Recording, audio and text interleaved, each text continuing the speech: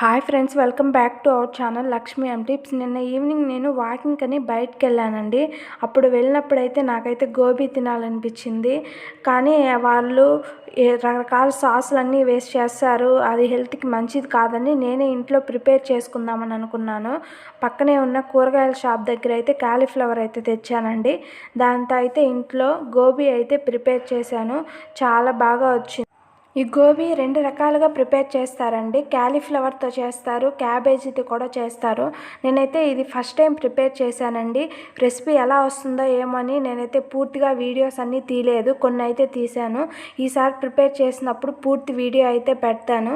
నాకైతే చాలా బాగా నచ్చింది. వాతావరణం చల్లగా ఉన్నప్పుడు వేడిగా ఏదో ఒకటి చేసుకొని తింటే చాలా బాగుంటుంది కదండి. అలాగే ఇంట్లో చేసుకుంది కాబట్టి చాలా హెల్దీ కూడా. మరిన్ని రెసిపీస్ కోసం నా ఛానల్ అయితే లైక్ చేయడం, షేర్ చేయడం, అలాగే సబ్స్క్రైబ్ చేయడం మర్చిపో